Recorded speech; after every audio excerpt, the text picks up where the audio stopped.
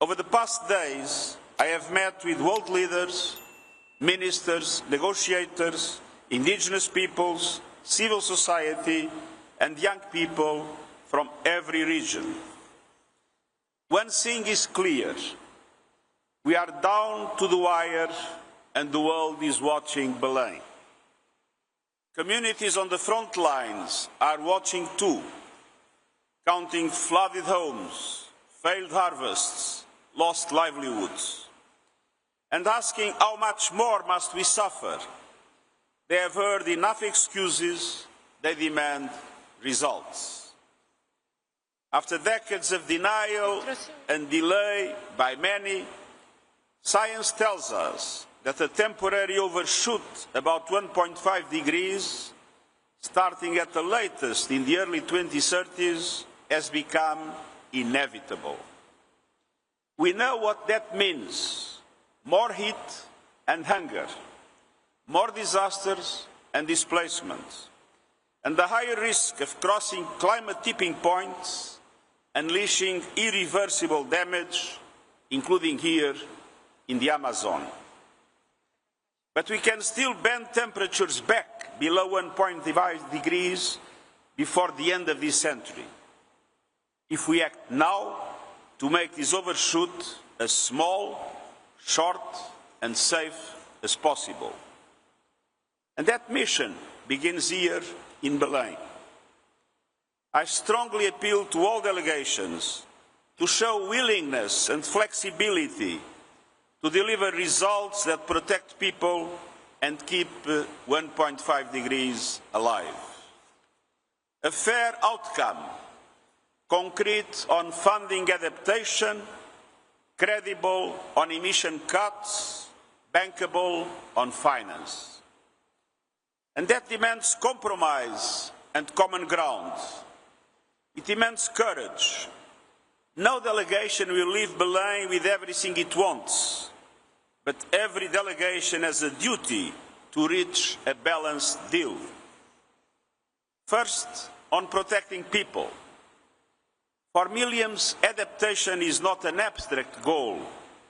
It is the difference between rebuilding and being swept away, between replanting and starving, between staying on ancestral land or losing it forever. Adaptation needs are skyrocketing, and the overshoot will push them even higher. Yet, developed countries' commitment to double adaptation finance this year is slipping away. So, tripling adaptation finance by 2030 is essential. The Loss and Damage Fund, open for business but still largely empty, must be capitalized to easier and easier to access. I urge all funders, bilateral partners, climate funds, multilateral development banks to step up and prevent further tragedies.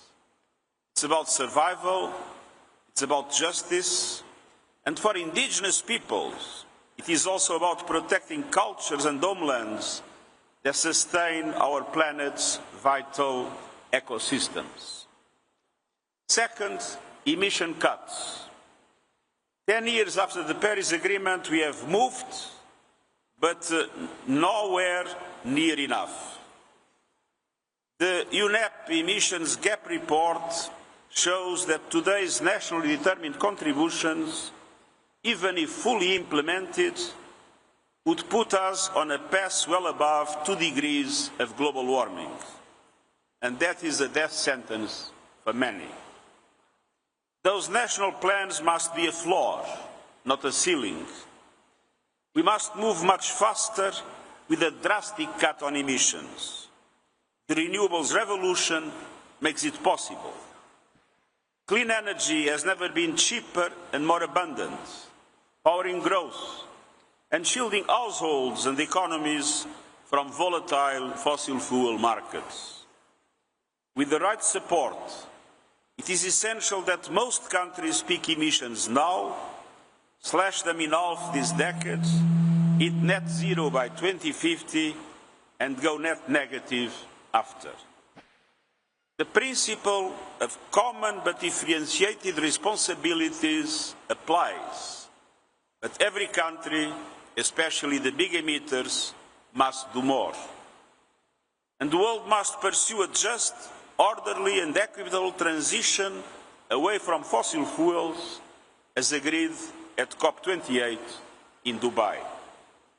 It is a climate necessity and a test of economic stability, energy security and responsible governance. We must end market distortions that favour fossil fuels. We must address disinformation aimed at derailing the transition. But governments must support workers and communities still relying on coal, oil and gas with training, protection and new opportunities to go on with their lives in a positive way. I welcome calls for a just transition mechanism and the growing coalition asking for clarity on the transition away from fossil fuels. And I urge countries to ensure that the Belem outcome operationalizes a just transition that is aligned with the 1.5-degree world. Moving faster also means investing in infrastructure and meeting new electricity demand with clean power, including the surge driven by artificial intelligence.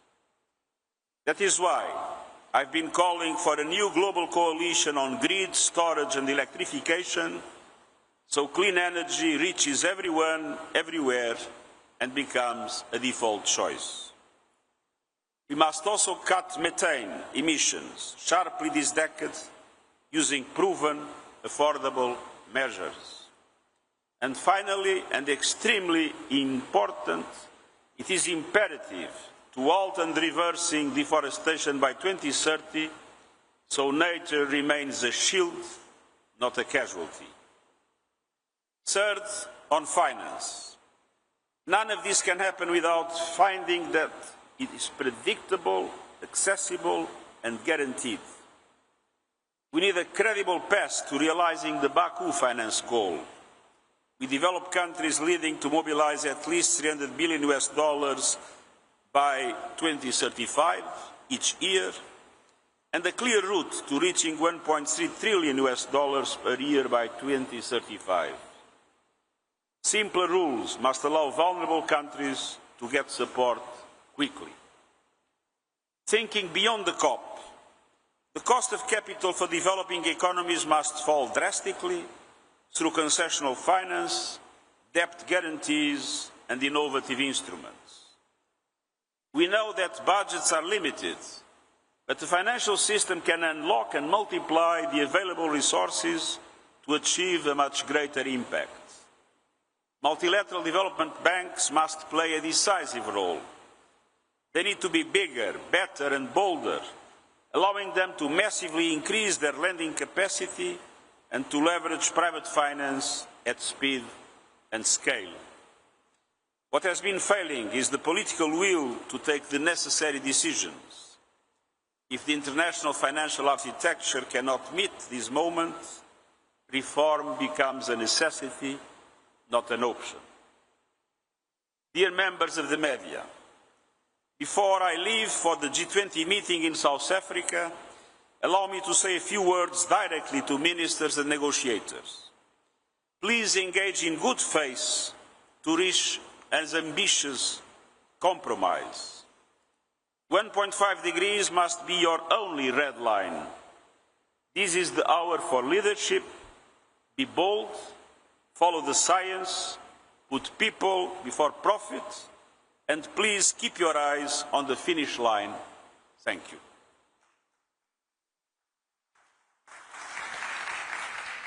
Thank you so much. I'm going to start with Victor from Globo. Thank you. Secretário-Geral, muito bom dia. Estamos ao vivo aqui na Globo News. Bom, com a vinda do presidente Lula para cá ontem, ele se envolveu nas negociações, mas ainda assim há muita resistência de países como China, Índia e Rússia para incluir no texto final da COP a redução da dependência de combustíveis fósseis. O senhor acha que isso pode prejudicar a missão 1.5 e prejudicar o legado da COP30? Aproveito, eu soube que o senhor saiu para jantar ontem aqui em Belém, gostou da cidade, o que o senhor está achando de Belém? Gostei imenso da cidade de Belém.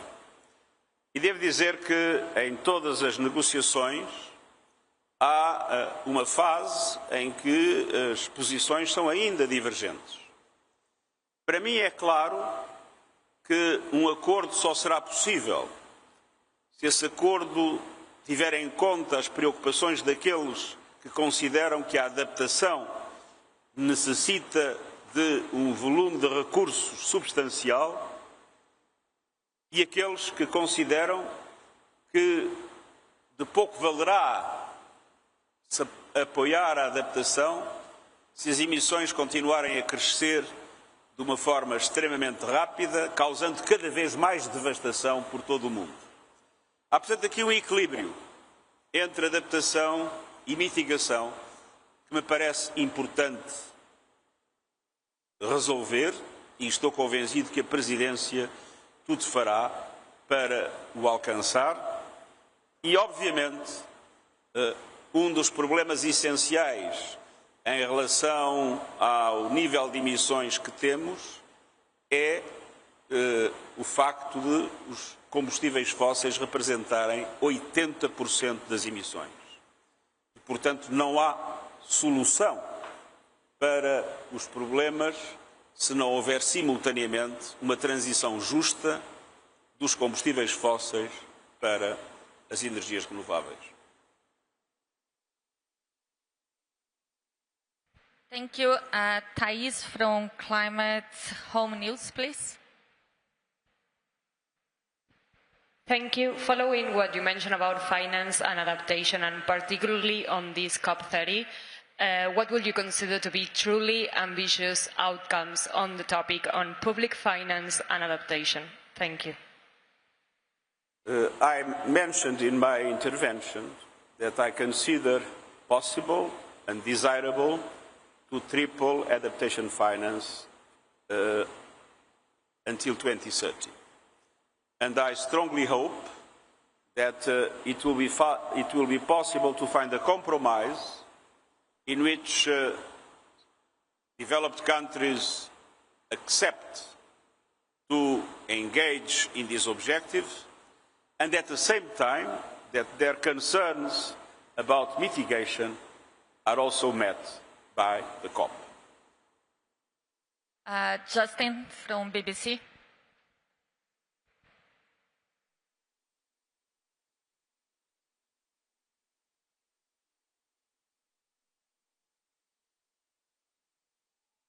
Hello, Secretary General. Secretary General, what message do you want this conference to send to Donald Trump? We are waiting for you. But do you also want to talk about whether he will engage in this process? Sorry? When will he begin to engage in this process? I didn't understand, sorry. Can you repeat? I was asking, do you see a possibility of him engaging in this process in a positive way? Hope is the last thing that dies. Thank you so much. Kate from Reuters, please. Thank you. Is a roadmap to transition away from fossil fuels vital to the outcome of this COP? And if that is not delivered as a deal that all countries here, not just some, sign up to, would you say that COP30 has failed? I think this is not the moment to talk about the possible failure of the COP. It is the moment to guarantee that that failure doesn't occur. And so I am perfectly convinced that a compromise is possible, that to take into account, as I mentioned, the legitimate concerns of adaptation and the legitimate concerns of mitigation, which of course includes the necessity to take into account the question of fossil fuels, as it was done in the Dubai summit, COP. Thanks. Justin from AFP, please. If you can stand, just.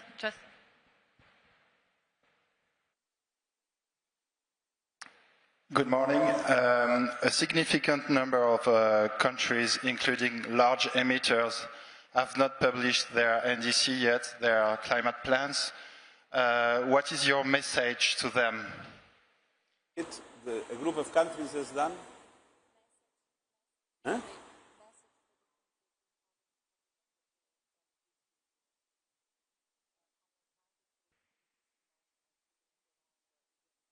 Well, my message is that it's absolutely essential to have NDCs as quickly as possible. But more than that, as looking at today's NDCs, they are far from being aligned in general, not everyone, but in general, far from being aligned with 1.5 degrees goal.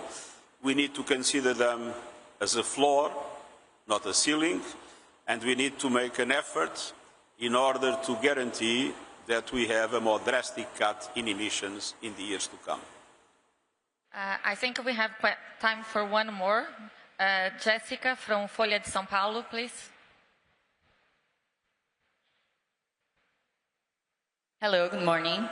How do you see the resistance of parties such as the EU and the UK who are supporting the roadmap to transition away from fossil fuels, but do not want to talk about increasing finance, especially in adaptation? What would be your message to these countries? I must tell you that I spoke with the overwhelming majority of those countries, and they seemed ready to engage with the financing of adaptation, having as a legitimate concern that that is balanced by progress in the key aspects of mitigation. Thank you very much. Muito obrigado. Thank you very much.